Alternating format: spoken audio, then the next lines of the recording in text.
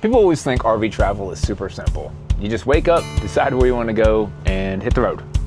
And sure, sometimes it works like that, but most of the time, if you don't plan ahead, things can get stressful pretty fast. What? Yeah, definitely. What? Campgrounds can be full, routes might not work for big rigs, and suddenly you're trying to figure out where to park a 40-foot house for the night. So over the years, we've developed a system that helps us plan our RV travels without things turning into complete chaos. And today, we're going to walk you through exactly how we do it. From planning the big picture for the entire year, Choosing destinations, mapping our routes, finding campgrounds, and the apps we use to make the whole process way easier. So if you've ever wondered how RVers actually plan their travels, well, this is exactly how we do it. Welcome back to Why Wait. I'm Chris. And I'm Megan. So let's get into it. The very first thing we do when planning our RV travels is zoom way out and we look at the entire year. Because when you're traveling with an RV, you really can't just randomly bounce all over the country. It takes a little strategy. Yeah, definitely. So before we even start, say, like looking at campgrounds or routes, we start by asking a few big picture questions, like what parts of the country do we even want to explore this year? Are there any national parks we've been wanting to visit? Are there any events, rallies, or places we want to be at certain times of the year? And family gatherings or visiting family is part of that. Yeah. Like this year alone, we have both of our older boys getting married, so we are planning that into our yearly travels. Yeah, you got to mix things like that and be flexible. So you have to understand that things are going to change, stuff will pop up, breakdowns will happen, causing you to change your plans on the fly. Hey, this is RV life, and you have to be flexible, and you got to be okay with that. And then there's the other big one, weather.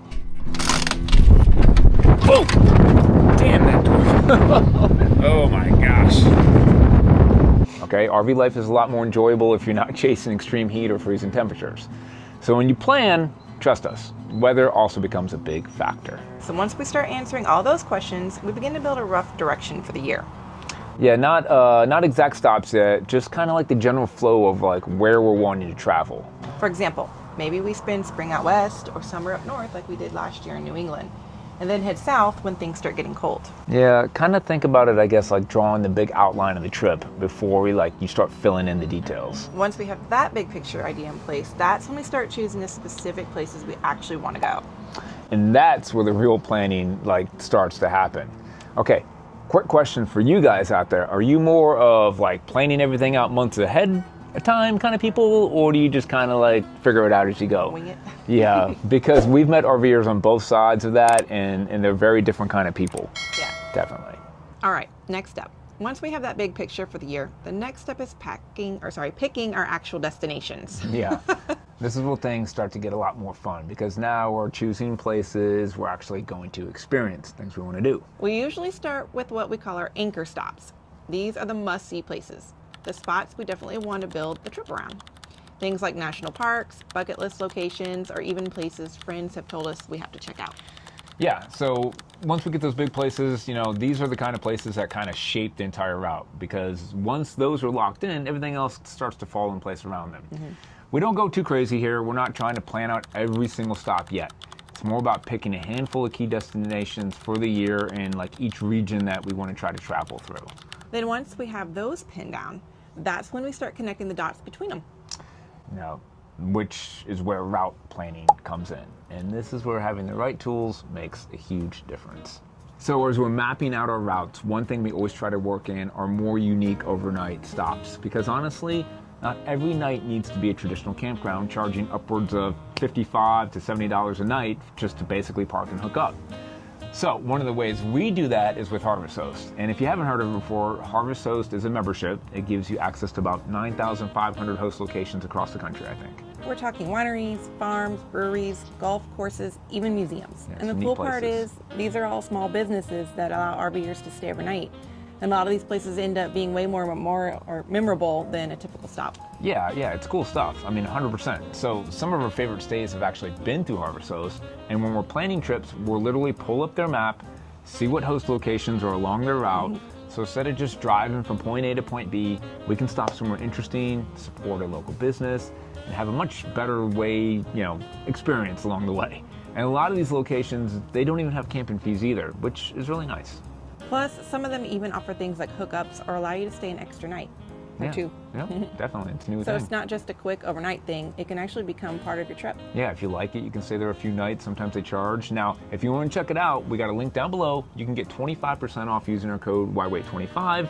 That's good for only about 10 days after this video goes live, but you can still use code YWAIT20 for 20% off anytime. So if you're planning any trips, I think it's definitely worth taking a look and seeing what's available along your route. We've always enjoyed them. We've always had a good time staying at them. It is kind of my favorite part. Yeah, some neat places. Yep. All right, so once we've got our route mapped out and we know where we're going, now comes the part everyone stresses about, actually booking places to stay. And this is where RV travel can get a little tricky because some places fill up faster than others. Let's say you want to stay at a national park or like a really popular area, those campgrounds can be booked out months in advance. Almost impossible. Easily, sometimes 6 months advance, even up to a year for national parks. So, if we know where we're going and we're going somewhere specific, especially a big destination, we're booking that out as early as possible. Also, when we want monthly sites, those need to be booked out pretty far in advance as well, because those will fill up and that's hard to get. Yeah. Both of those are ones you don't want to risk.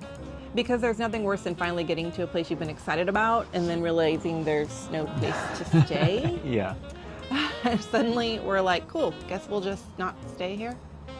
Yeah. Not ideal. No, it's not ideal at all, and that's not a fun day. But on the flip side, not everything needs to be planned that far ahead either. A lot of times, once we're outside of those major destination areas, we'll stay a lot more flexible with our planning. We might only book a few days ahead, sometimes even the same week, depending on the area.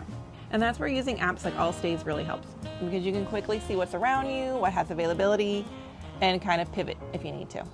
Yeah, so for us, it's kind of a mix. Big important stops, those get locked in early. Everything else, we leave some room to adjustment as we go, because things can change on the road, plans shift, weather happens, breakdowns. Yep. And sometimes you just end up loving a place and want to stay longer. Yeah, exactly. So having that balance, I'd say, between planning ahead, staying flexible, that really is what makes RV travel work long term. Mm-hmm. Yeah. And just again, to touch base, again, the monthly sites, not everybody likes to do that, but it's something we do. It's a little bit cheaper, sometimes even seasonal, but all has to be booked ahead of time. Yeah. Yeah, definitely. So once everything is planned out, the next big question is how we actually get from one location to the next. Because this is where RV travel can either feel really smooth or really stressful. For us, the biggest thing is keeping our drive days as short as possible. Ideally, we like to stay around 4 to 5 hours. That seems to be the sweet spot where you're not completely exhausted when you get there and you can still have some time to actually enjoy where you're at, but also get some miles under your belt for the next day. But that doesn't exactly happen, especially for us. Since we're sometimes working within like that 2-week travel window, we do end up having a few longer drive days here and there, but if we can keep it short, we will. I like that. Another big thing for us is planning fuel stops ahead of time. We use the Open Roads app for that, which helps us find better diesel prices and save a little money along the way. Definitely. Yeah, because when you're filling up a big rig, those savings add up super quick. Yeah, we'll also use Google Earth or some sort of satellite view when we're driving in certain areas. If we're heading into like a city or somewhere unfamiliar, I just like to check for tight turns, strange entrances, low clearances, anything that could turn into a real bad situation. It's one of those small things that can kind of save you from a big headache down the road. So I don't know, it's just me. One tip we've learned over time also is leave early, like earlier than you think you need to. Because something's always going to come up. There's going to be traffic, there's going to be construction, we're going to make a wrong turn, something with the RV. So giving yourself that extra time just makes the whole day way less stressful. And one more thing we always do, we run 2 GPS systems at the same time. So we'll have our main RV GPS going and then something like Google Maps as a backup. Because if one starts doing something weird and you've got something else to sanity check it. Yeah, it's definitely, that's one of those things you don't really think about until you need it. So I like to run 2 just as kind of a safety factor. I think it helps out. Yeah, basically anything you can do to make the travel day smoother, we're doing it. Because a good travel day sets up a good stay. And a bad one, you're just trying to recover from it. Yeah, we don't want to spend that evening already in a bad mood because travel day went bad and now, the whole day is ruined. So leaving early, yes. Because I'd rather get there and enjoy the afternoon and have the time, or maybe I'll need that time to, say, fix a tire or do something else. I know I have it. It's still daylight. And I Me can too. still call someone. It's not nighttime and things You like can't that. really. Sometimes the wind will keep you. Yeah, and that's place. being smart. That's But, yeah. weather. Yeah, heavy winds. Who knows? You got to leave later and things Yeah. like that. So again, flexibility, adapt, key. all that stuff. Yeah. So that's pretty much our entire process for planning RV travel, from mapping out the year to picking destinations, building routes, and actual handling of the day-to-day travels.